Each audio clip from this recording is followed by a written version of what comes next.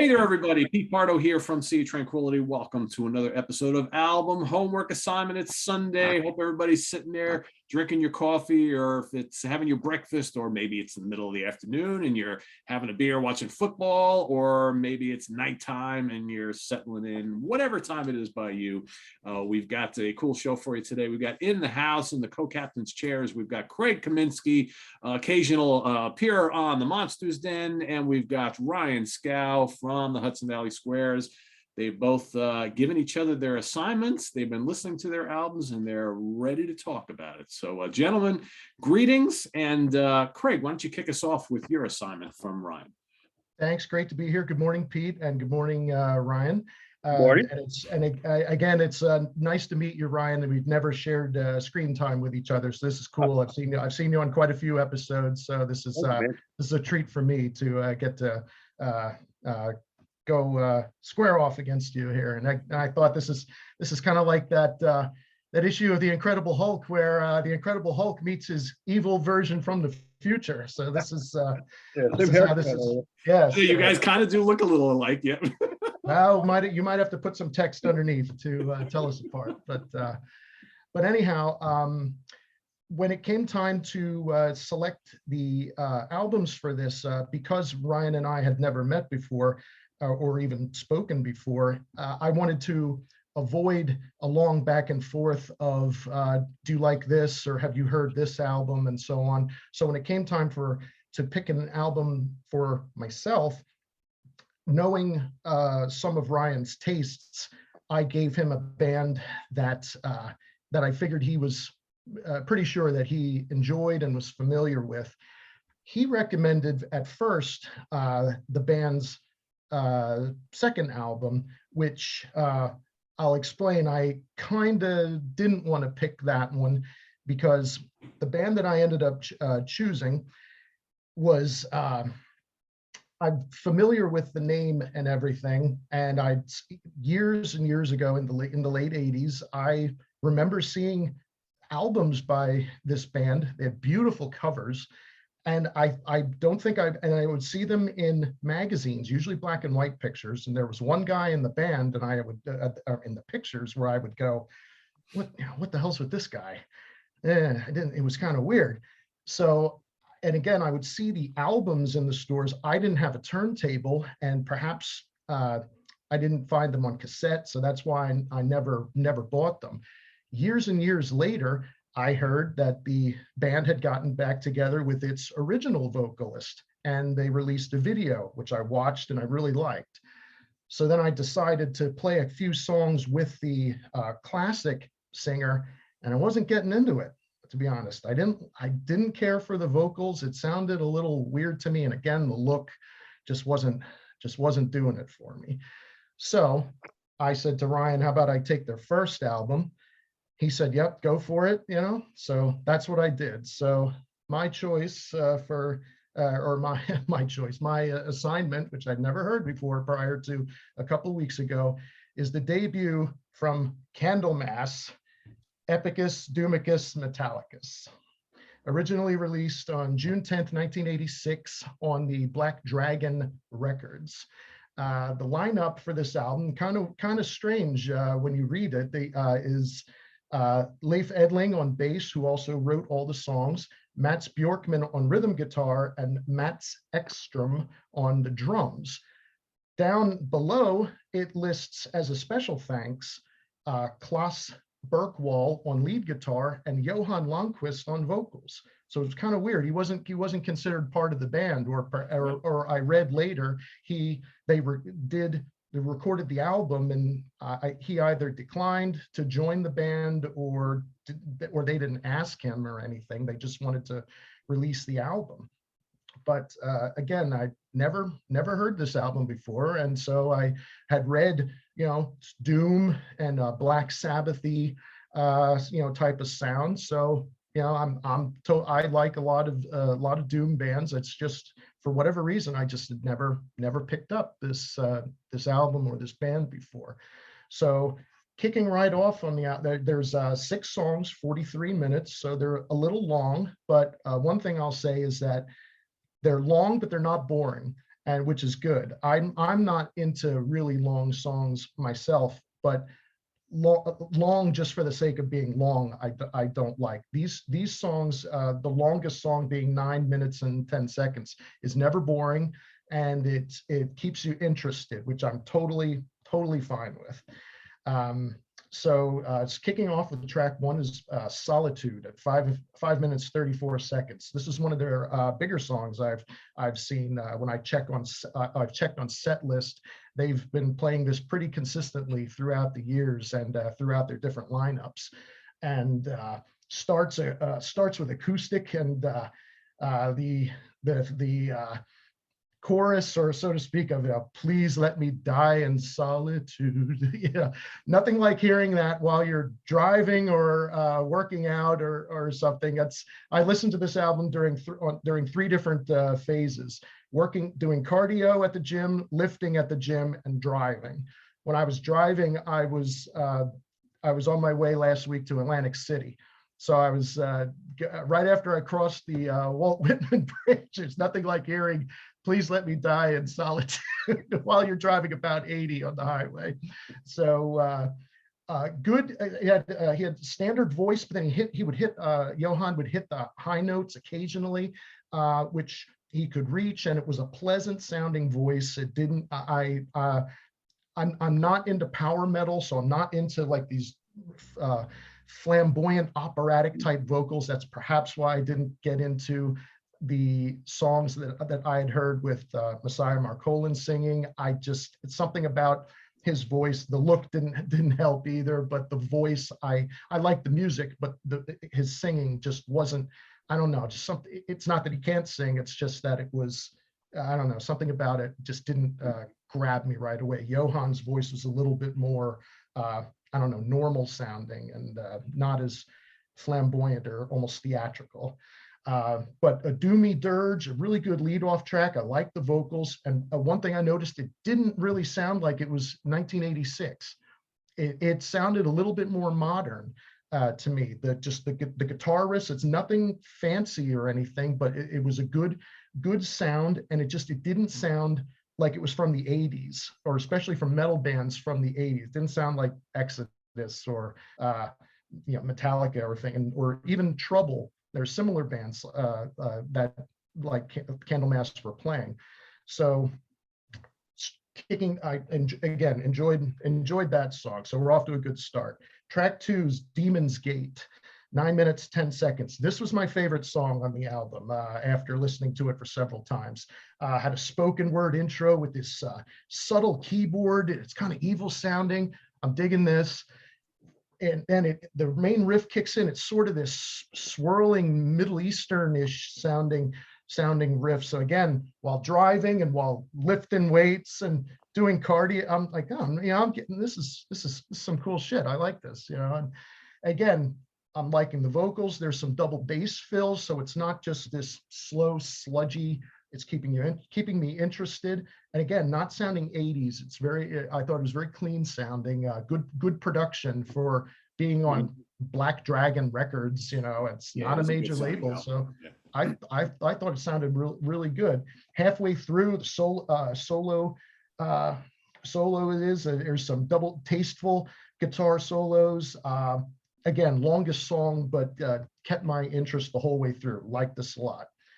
Track 3 is Crystal Ball, 5 minutes 21 seconds. Again, one of their staples. I believe that they've been playing all these years. Slow but not sludgy. Again, hits the high notes at about the 2.5 minute mark. Is a kind of not a gallop, but like a chug, it's like a chugging, slow mosh. I don't know, like a good, one to. Yeah, just a headbang too. I could see a crowd, I could see a crowd, really getting into that, once about halfway through the song. At about 3.5 minutes or so, it goes back to the normal tempo for the solos. So good tune. Again, I'm really getting into this. Track 4 is Blackstone Wielder at 7 minutes 34 seconds. This was my second favorite song, tied with one of the songs upcoming. Good mid-pace start. I'm liking this riff. Halfway through, it got a little too simple, although there was kind of like a dun, dun, dun. It was a little too simplistic, but luckily that doesn't last. It picks up right at about 4.5 minutes. And at the 6-minute mark, again, total song is 7.5. It gets faster. This had so many different tempos in it, and again, just keeping your interest, that it was not boring and just a good, a pleasant listen, is what I thought. Really cool song. Track 5 is Under the Oak at 6 minutes and 52 seconds. Now, kind of dark lyric, but not depressing, about like last man on earth, and but not something where you want to hang yourself under the oak. It was a good nasty riff to start, right into a solo. 30 seconds, in, like, the vocals start. Halfway through, there's an acoustic break with some keyboards, some subtle keyboards, nothing wacky and out of the ordinary, but it had some impassioned vocals right at about about 3/4 of the way through the song, where he's saying, "Give me a sign." I mean, it was, I'm liking this too. Very good song. Final track on the album is the second longest song, called "The Sorcerer's Pledge." This is, again, my second favorite song.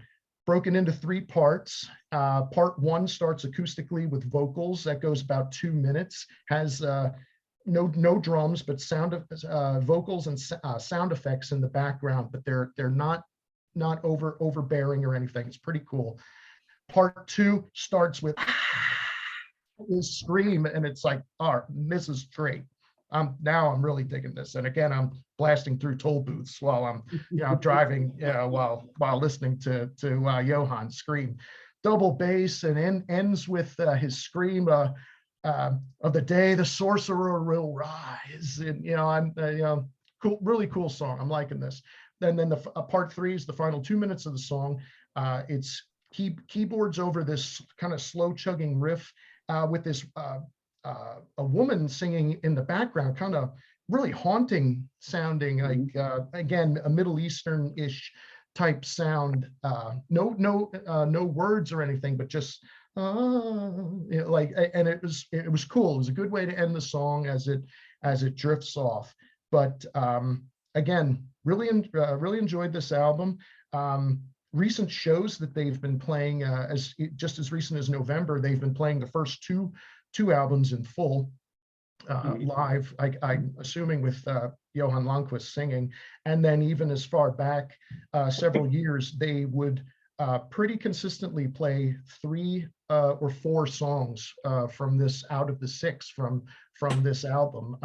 Solitude and Crystal Ball, definitely, and then sometimes Under the Oak or Demon's Gate, but not Blackstone Wielder until more recent times, according to what I had read. They hadn't played that live, I think, for quite a while. Probably because there's so many tempo, maybe because there's so many tempo changes in that. I'm not sure, but it's a great song. So I really good, and I'm really happy that I picked this, that I picked my own album. But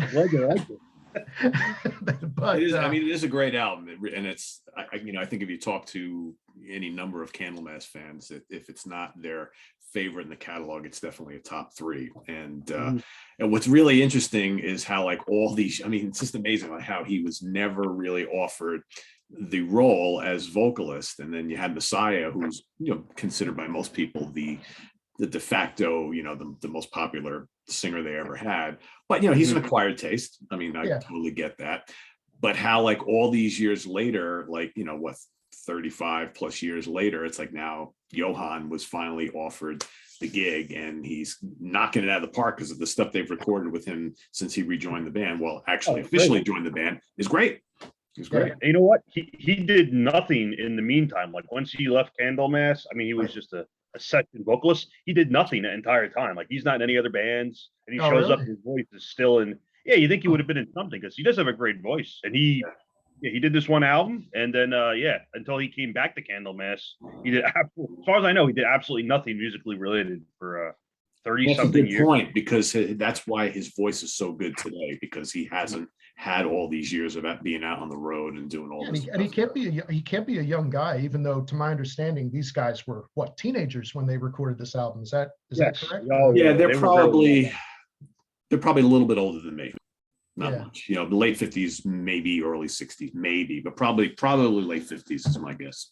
Yeah, but yeah, strong voice, strong album. I enjoyed this, and when we circle around to the back, I'll tell you a little more about this band. But I want to let Mr. Skow.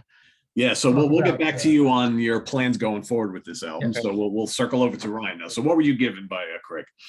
I just want to say, before I go to that real quick, I want to say I do have 2 copies of this album, and both of mine are on Peaceville Records. I don't have any original pressings, which I'm sure go for a lot of money, because it is kind of a cult album, as you guys said. So you have my CD version's Peaceville, and my vinyl's Peaceville too. So I'm gonna have to look up what that original Dragon Records copy is worth, for like $200-300 bucks. Oh, and before Ryan starts, when it came time for us to again make our choices, since I did not know Ryan, I gave him a pretty big list of bands that haven't really been touched on by Sea of Tranquility, either ranking or album reviews or so on.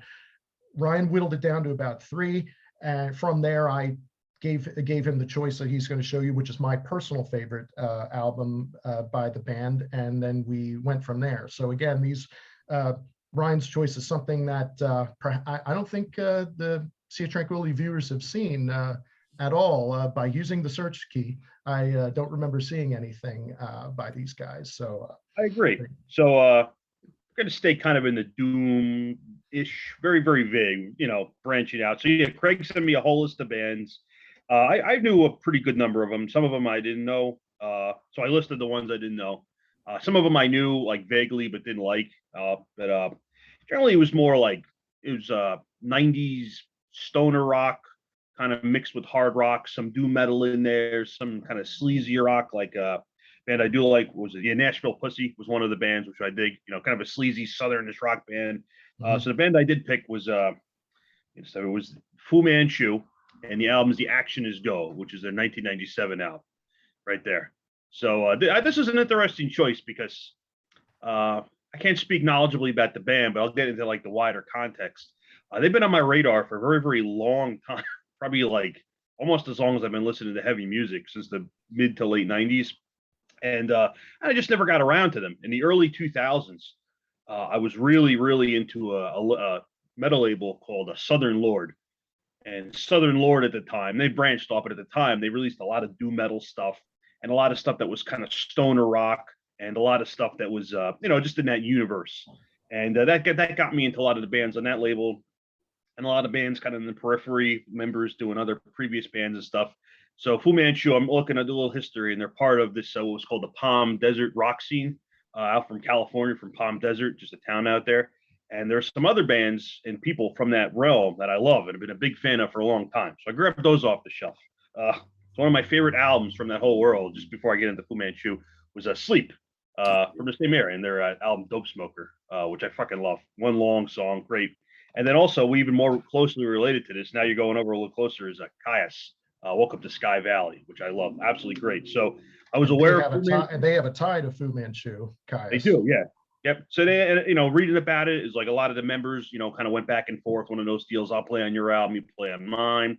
People form different bands together, a lot of jam stuff, and this stuff has like a jammy feel to it, which kind of makes sense to me, that it would kind of like musically progress that way too.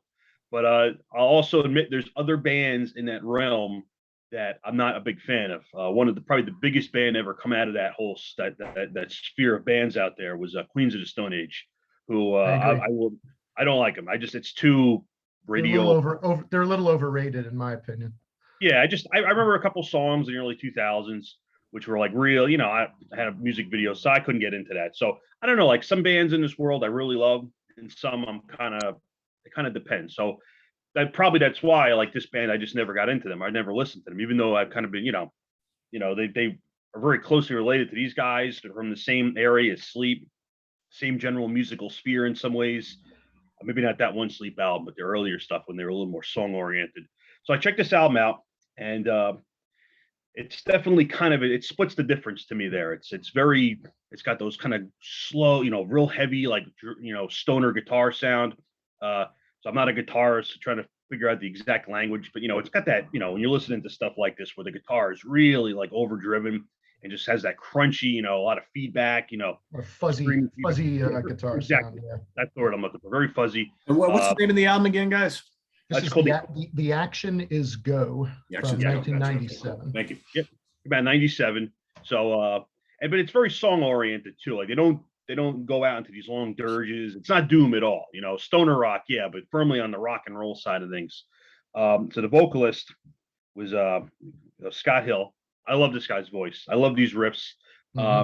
Generally, I'm going to admit with this stuff, I'm a little more inclined towards like that fuzzy, doomy kind of slower. Like I just like that stuff.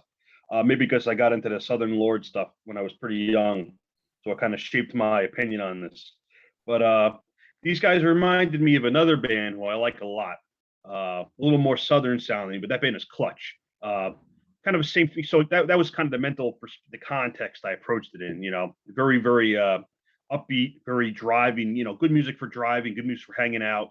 Just partying. Actually, last time I listened to this was last night at the gym too, and I don't know how that Candlemass sound worked for you at the gym, but this wasn't really like gym music for me. It's a cool album, but it didn't give me that vibe. Like this is like it's good cardio. I think it makes you want to shake your ass. It's when no one's looking. And yeah, it's super high energy. I love the guitar tone on this. I mean, I just in general like that kind of that fuzzy stoner tone when it's done right. I see one of the guys from White Zombie produced the album, and they knocked it out of the park. It's really got an awesome guitar sound. Now this album has 14 tracks compared to the 6 on the Candlemass. So picking out individual tracks is a little tougher because I just listened to the whole album, and like when I listened to it, I just put it on and just went all the way through in a solid block. But man, every song in a row. The title track, "The Action is Go," opens up with a song called "Evil Eye," which is great. Track 6, "Anodizer," another one that stood out for me. Just great rocking riffs and stuff. There was nothing about any particular song that kind of like pulled it out of the mix as being like, this kind of stands alone, somewhere a little slower, somewhere faster. But it had a great flow to it, just flowed all the way through. Yeah, I'll admit, I'm probably going to end up buying this album because it was really cool. And I'm like, man, why didn't I check these guys out sooner? They got a lot of albums too, right? Yeah, they do. They have more than 10. Yeah, more than 10. But well, once Ryan's done, I can show you some of the ones to steer to go with, which they have kind of like 2 defined periods, and I would stick with the first one. Okay, yeah, this sound definitely it came out of that it's obviously from the late 90s, and it has that quality to it. Like a lot of bands coming out around that time in this general sphere, like a lot of this stuff, obviously Chaos and Sleep were both also from the late 90s, these 2 albums, that approximate time period. So it definitely fit into that niche there. And like I said, a lot of the Southern Lord stuff was late 90s, early 2000s. So I think if I heard this 20 years ago, this would have just fit in perfectly with like all that stuff, because I used to really, really enjoy that stuff back then. And I picked the band out of the list because, I'm like, man, I know, I've seen that name a million times. And I think some of the guys also, correct me if I'm wrong, were in the band Nebula, I think, or some of them started Nebula. That's also one of the remedial things. The reason I picked this album, The Action is Go, is my personal favorite. There's a lot of variety in it. There's some punky songs. There's some songs that are just, they all have great riffs, and there's at least several that are just have these crushing riffs. Anodizer's one, and the second to last song, Saturn 3. Yeah, that was Saturn 3, bad movie, but great song. It is just a great crushing riff that is just really gets, even though it's slow, it gets you going. But Fu Manchu's prior album to this is called In Search Of, which I love this cover. Yeah. And this one is probably my second favorite, but it's doesn't have as much variety, I think, as The Action is Go. But on this album, there's two different guys on this.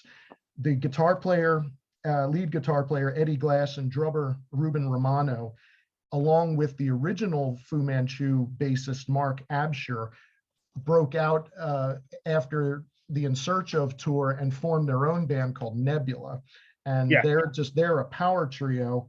that one I have. Eddie That's a Glass great does the singing. He's not as good as Scott Hill. He has kind of a more of a I don't know, a stonerish kind of voice, but their albums are also very strong. This one's 97, this is 99, so around the same time period that Fu Manchu is going. But if you like Fu Manchu, I would recommend Nebula as well. I think you'll enjoy those. Yes, and I saw the previous album to this one you just held up with the two muscle cars on the cover. Yeah. I remember seeing that cover a lot years ago, and that almost had like that classic stoner rock where it's like you used to have the muscle cars, and then you have like the space and like this very astral or illicit substance involved kind of beautiful cover. I love this picture. It's cool. I remember seeing that a lot, and it kind of like fit in with a lot of that sound. And I just never got around to it. But well, a lot of their albums have this is their second album, Daredevil. This is Eaten Dust. This has a cover of Godzilla on it, but they sludge it down. It's not even remotely the same speed as POC's, but they have a similar theme with their albums. Fast cars, Fast Times at Ridgemont High type lyrics. A lot of the songs have to do with partying, going to the beach, driving fast, some science fiction type things in them, and so they're a fun listen, in my opinion. What was kind of cool to me listening to it was that they definitely split the difference because, like I said, I like the stuff that's like real slow and heavy and dirgy. Like that's just what I'm into. And once it gets a little too like radio rockish, I don't know. It's not for me. Yeah. These guys have that sound where it's very catchy. It could certainly be on the radio, but it's also heavy as hell. And the guitar tone is heavy as hell, like that song Saturn 3. And that stuff is just like, it's like a just power, like absolute heaviness. And to kind of like walk those two lines is not easy. Like bands tend to either be, like Queens of the Stone Age, in my opinion, or like Sleep, where it's like one or the other. If they like get that perfect. That's maybe what reminded me of Clutch a little bit, where it's catchy songwriting, but it's like, man, this is freaking heavy. So and you wouldn't know it by looking at them. You look at the guys from Fu Manchu, and they look like the guys that are, some guy at the beach or some guy who's selling beer, somewhere. They don't look like, guys that would be producing music that sounds like this, kind of like Clutch. Mm-hmm. Yeah, it's the same thing. And even that album cover for this album, like the guy on the skateboard, like it doesn't really catch you in that way. It's a vintage picture to my understanding, but there's a few like punky-ish songs on here. I believe the last song called Nothing Done is a cover by SST. You might know that, Ryan, but that one I kind of wish they didn't have as the last song. I think Saturn 3 is the perfect ending to the album. The last song proper is that punk cover, which is only a little over a minute long, so it's kind of a weird way to end the album. But I actually saw them live perform this album in its entirety, and it was great. Mm-hmm. It's I get the sense that those guys were definitely into like that. So because I know Palm Desert is it's not that far from like San Diego, LA, that whole world. So I could get a sense that those guys are definitely into like a lot of that West Coast punk sound too, like old hardcore.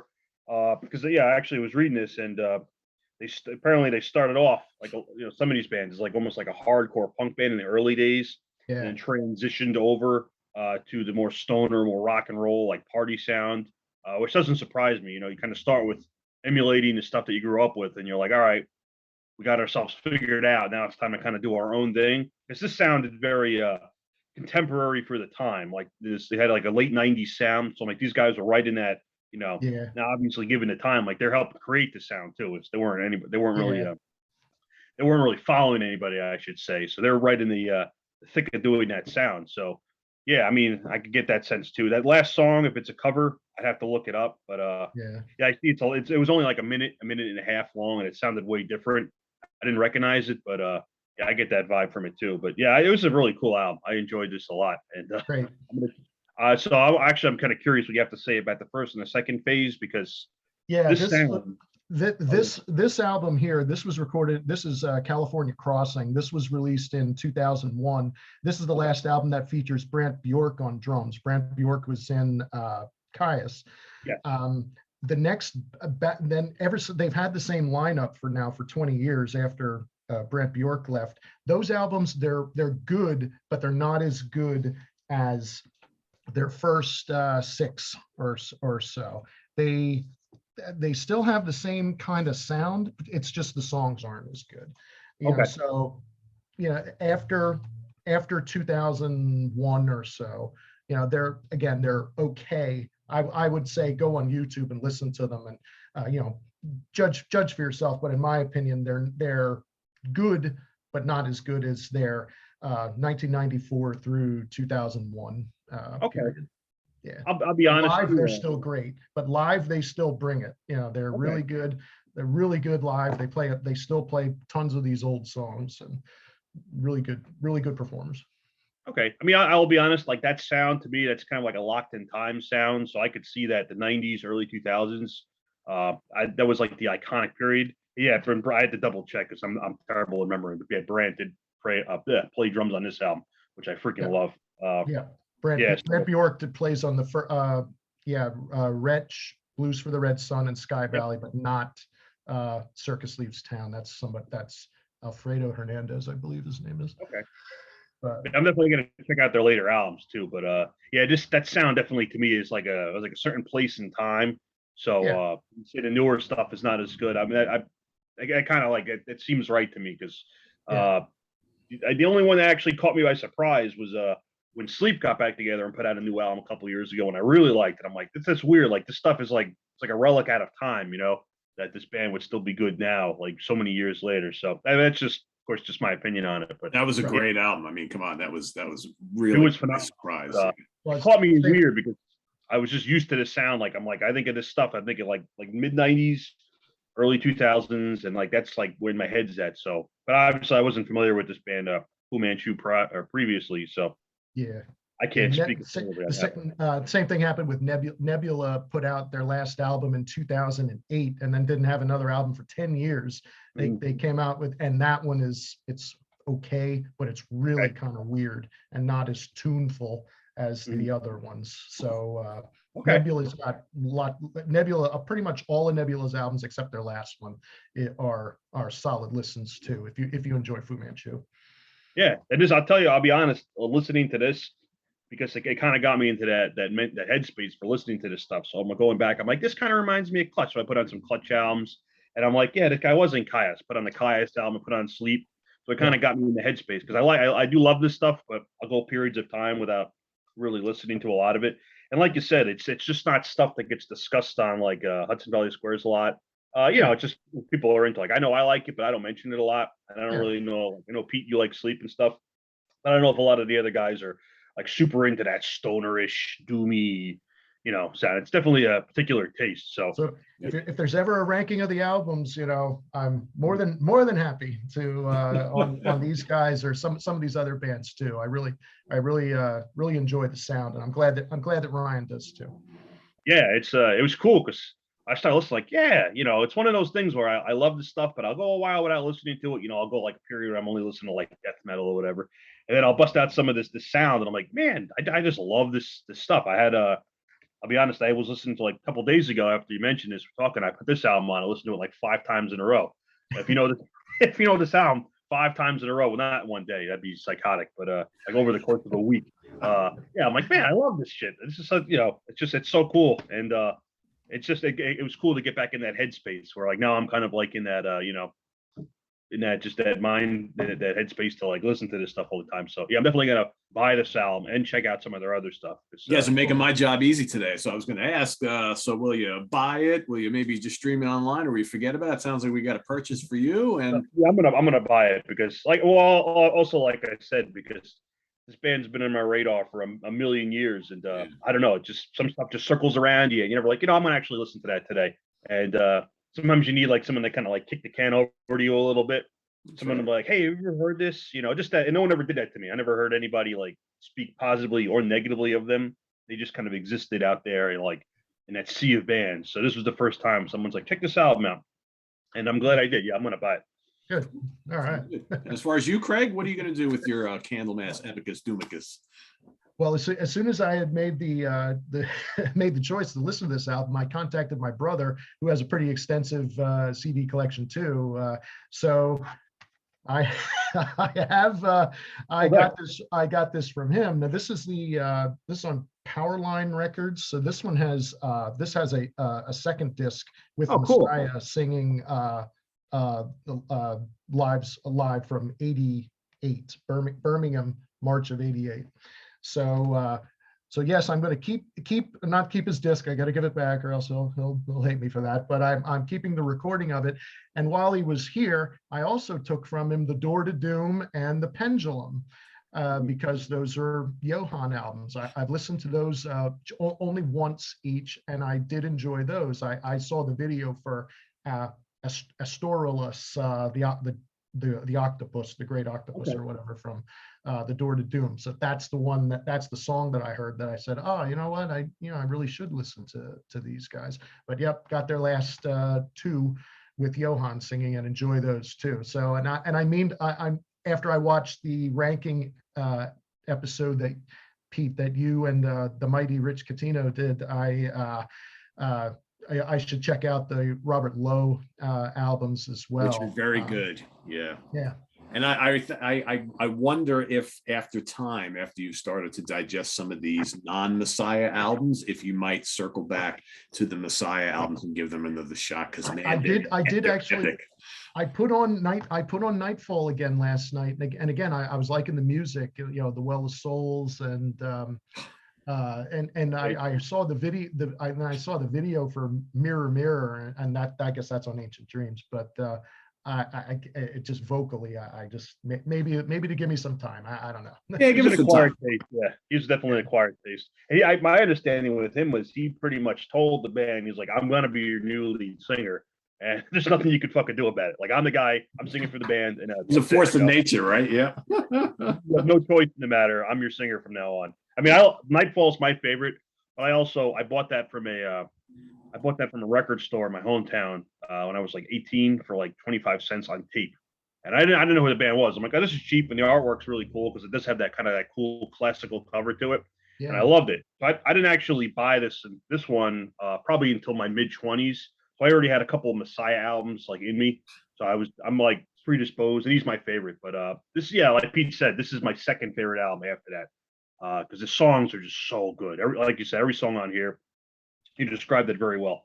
Every song on here is really cool, and it's just that dark, depressive, and it's surprising he never did anything else until he came back to the band because he had such a good voice. Yeah, and I know a lot of people that this is their favorite album. Like to them, this is definitely number one, and nothing else is even close. I don't feel that way, but I've talked to several people. They're like, "Oh yeah, Epicus Doomicus is the Candlemass album, by far," and I even I recall an interview with Leaf where he said like they got nothing from this album. Like it was just they put it out, they wrote it, they got no publicity, no press, no nothing. And it wasn't until Nightfall where like anybody cared about the band. So I wonder if it's one of those things where they were almost dismissive of it for a while. Like, that's what we did when we were still trying to find our footing. But no one sounded like that. I mean, knowing what we know now, I mean, even Black Sabbath didn't sound like Black Sabbath in 1986. So, I mean, it was, that's true. It was a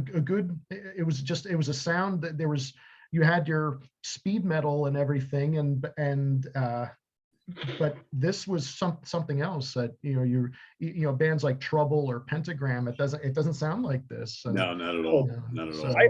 It's funny you mentioned that because there's definitely like Saint Vitus, Witchfinder General, like there's a lot of 80s doom, but it's funny that you said this sounded modern because to me there's a lot more bands now that revere Candlemass and kind of, well, I'm so into that sound that I'll listen to a lot of them, and maybe that's why it sounds a little modern because it kind of finally came into vogue like years later. People go back and like this stuff is amazing, but in the 80s I agree there's nothing that sounded like that. It's because it's doomy and slow, but it has this very epic, like almost regal sound to it. And like I love Saint Vitus, I love Trouble, but they don't have that regal, majestic tone to them. Yeah, it has keyboards, but it's just kind of painted in the background. It doesn't dominate the song, and I really enjoyed it. And it was, and and their music is very Swedish, I think, and I think that maybe has a little bit to do with the magical quality of it.